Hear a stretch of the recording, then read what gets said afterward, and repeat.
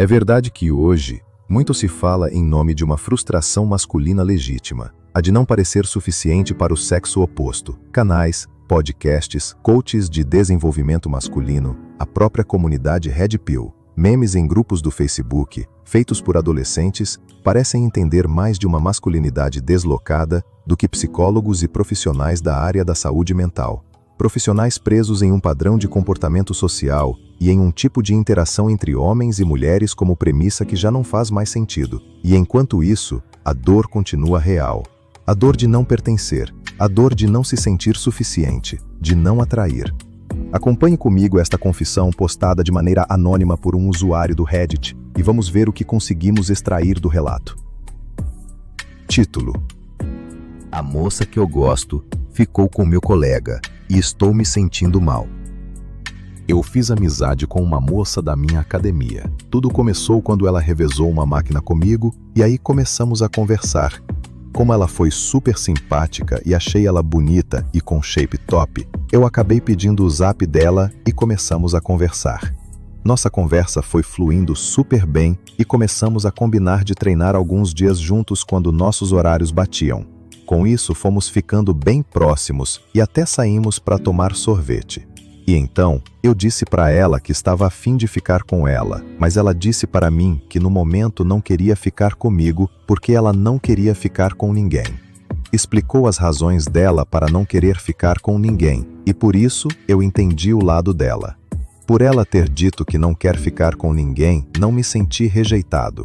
Na semana de Páscoa, eu e alguns colegas combinamos de reunir todos numa casa num condomínio próximo da praia, e como a casa era bem grande, dava para ir bastante gente. Como essa moça que fazia academia comigo se tornou uma companhia agradável para mim, e eu ainda tinha alguma esperança de ficar com ela, mesmo ela dizendo que não queria ficar com ninguém. Decidi convidá-la e ela aceitou, já que na casa não teria apenas homens e ela teria companhias femininas também. Convidei também outro amigo, mas ele não pode ir. Enfim, passamos uns 4 dias lá. Agora vem a parte do título do texto. Ao chegar na casa que alugamos, minha amiga rapidamente se enturmou com o pessoal. Desses meus colegas que estavam lá, tinha um que realmente é bonito. Sou hétero, mas tenho que admitir. Fazer o quê? O cara é bem padrão, musculoso, tem barba, tatuado, alto, corte de cabelo bom, rosto da hora. Até já pedi dicas para ele de como aprimorar meus resultados nos meus treinos, já que ele trabalha de personal. E se até aqui vocês já entenderam o que vai acontecer, por que é que o beta nunca entende? Tô contando isso pois eu fui reparando que minha amiga foi ficando bem próxima dele e no penúltimo dia antes da gente ir embora, eu acabei sabendo que eles transaram, já que os dois se trancaram em um dos quartos à tarde e ficaram lá por horas. Depois disso eu fiquei me sentindo um lixo e hoje eu percebo como mulher repara muito mais para a aparência do que em quem as trata bem. Eu não sou um cara feio, mas também não sou bonitão, me considero mediano. Já esse meu colega é bem acima da média e por isso ela quis ficar com ele. O que mais me chateou foi que ela mentiu para mim.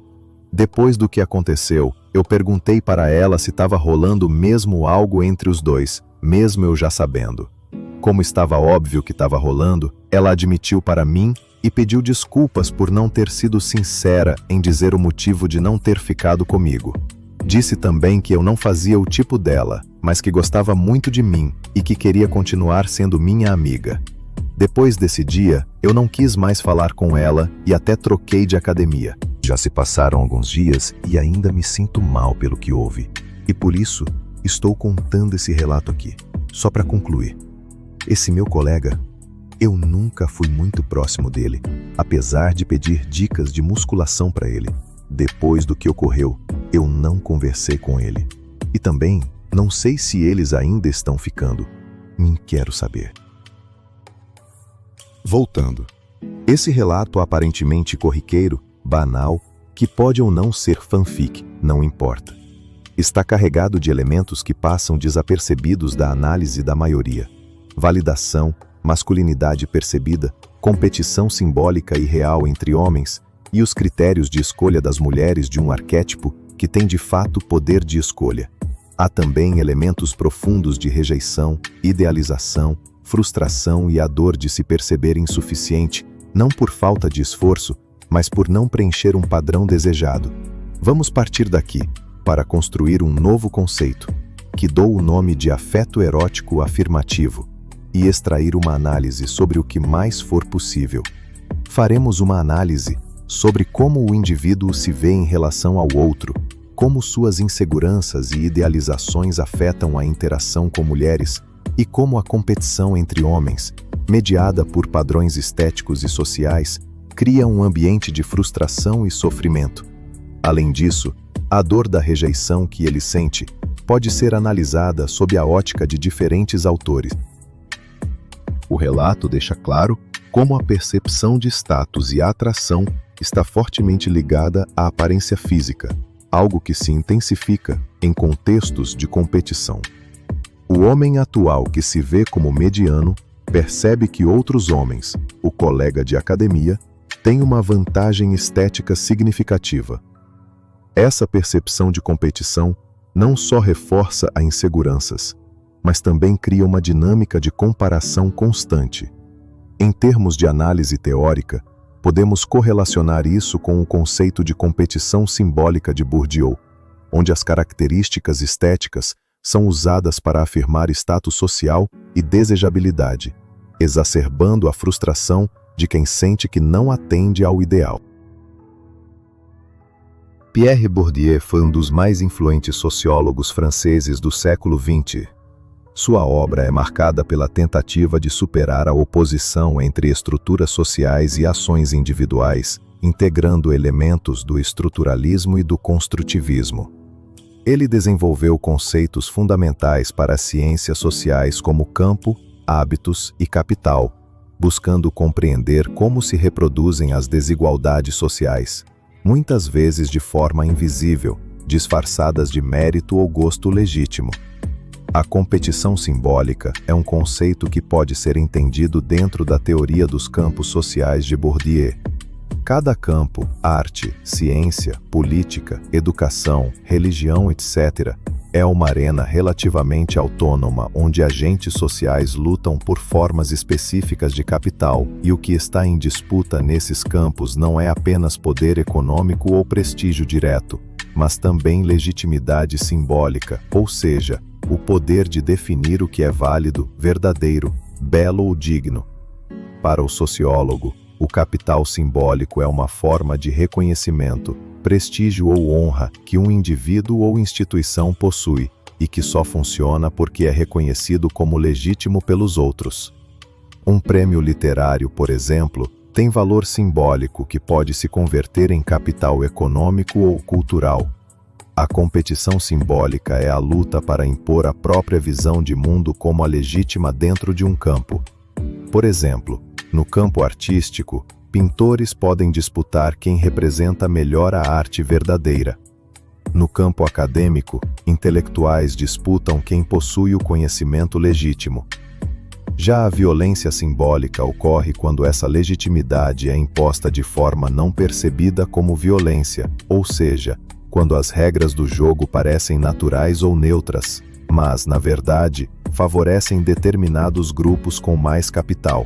No campo das relações afetivos sexuais, também se disputa capital simbólico.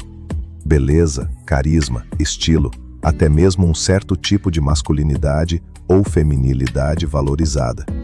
Quando alguém é rejeitado em favor de outro percebido como superior nesses atributos, o que está em jogo não é apenas desejo pessoal, mas uma forma de competição simbólica.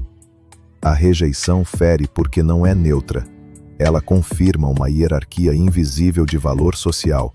O sujeito não foi apenas preterido, ele foi simbolicamente desvalorizado.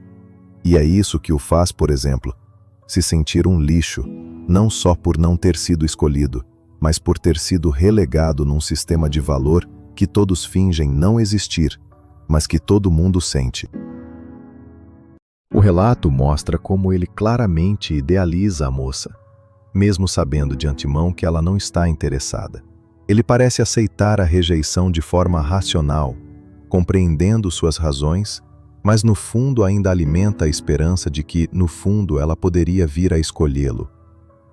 A dor surge quando ele vê que essa escolha não aconteceu e que a moça foi atraída pelo colega mais padrão esteticamente. A relação entre idealização e frustração pode ser crucial para entendermos o tipo de afeto que este novo homem deslocado busca. Ao idealizar excessivamente uma figura feminina, pode-se criar uma barreira para uma conexão emocional mais genuína. Esse tipo de sofrimento não é só estético, mas profundo, afetando a autoestima e o sentido de pertencimento. O fato da moça ter mentido, escondendo a verdadeira razão pela qual não ficou com ele, é um ponto crucial no relato. Isso gera uma sensação de traição e de desilusão. Ele não só se sente substituído por outro, mas também enganado, o que agrava sua experiência de dor emocional.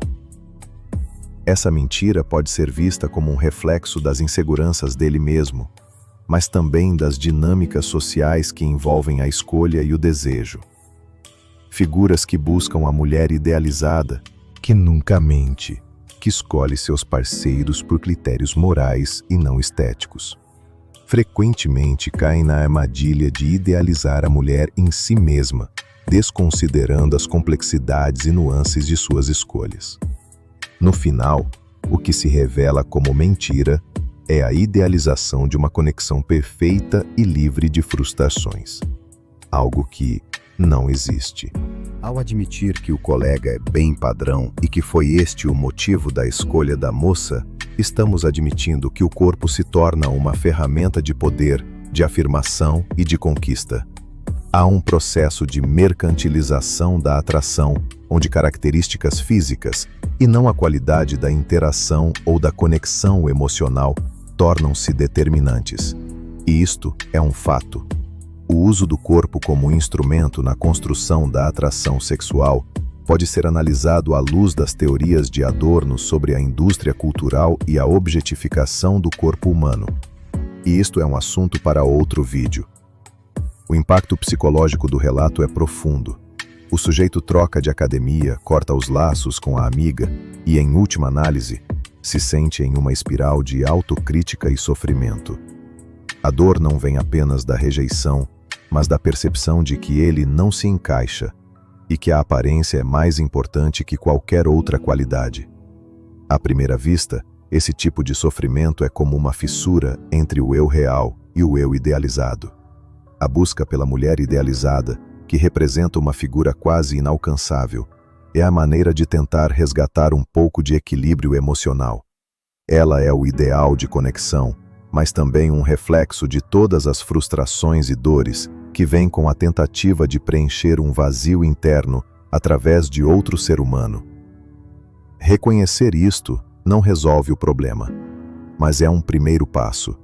E é aí que entra a ideia do afeto erótico afirmativo. Homens que se sentem menos homens, que passam a reprimir seu desejo por acreditar que ele jamais será reconhecido, embarcam em uma espiral de autodepreciação que pode durar décadas, e quando enxergam que o afeto sempre esteve à palma da mão, bastando que deixassem de idealizar o comportamento e as escolhas de uma mulher em específico, pode ser tarde demais. Esta confirmação erótica não vem, entretanto, através de autoconhecimento. Frases vazias que dizem que você se basta, que você é o prêmio, e qualquer outra ferramenta da PNL que tenta te convencer de que aceitar a solidão e a autossuficiência é o melhor caminho ou o único possível, não trazem alívio. Na verdade, este tipo de conceito mais reforça a dor, a sensação de abandono. Pare para pensar por um instante. Se o nosso amigo estivesse saindo com várias garotas daquela academia, se além da moça estivesse interagindo com outras garotas presentes naquela chácara, talvez ficando com alguém, a sensação seria diferente. Muito provavelmente acharia graça no fato dela ter mentido, torceria para que ambos, a moça e seu amigo bombado, dessem certo e desenvolveria até um certo carinho por ela, uma relação real, em pé de igualdade emocional, estética e afetiva. igualdade que permitiria a manutenção da amizade, sem mágoas, sem ressentimentos, amizade que em um futuro próximo pode se transformar em sexo ou afeto. É disto que tudo se trata no final das contas. O homem que não tem dúvidas sobre merecer afeto feminino de mulheres em geral, jamais se sentiria inferior por não ter recebido este mesmo afeto de uma única mulher em específico. Como ser um homem merecedor de afeto? Talvez sendo como o amigo, buscando ser mais bonito, bombado, preocupando-se com a sua parte estética. É um caminho possível, válido e rápido. Existem outros. Um possível segundo passo, talvez, seja parar de idealizar o comportamento feminino, como se este tivesse sempre por obrigação ser nobre, verdadeiro e límpido. O nosso também não é. E se começamos este vídeo falando sobre memes de Facebook, terminaremos da mesma forma. Tudo o que foi dito, do relato em si a Bourdieu, poderia ser condensado em uma tirinha que diz: o beta tinha um sonho, o amigo tinha o molho, e a moça só queria paz e gnose. Se você achou que algo neste vídeo te representa, se alguma coisa aqui tocou em dores que você também sente, seja a da rejeição, seja a dor de ser sempre julgado por suas escolhas como se fosse responsável pela projeção que alguém lança em você sem que você houvesse solicitado, não deixe de se inscrever no canal, ativar o sininho das notificações e compartilhar este vídeo. Erotonia está sempre de portas abertas e esperando que cheguem aqui desarmados para ouvir o que aparentemente ninguém mais tem coragem de dizer, apesar da obviedade latente.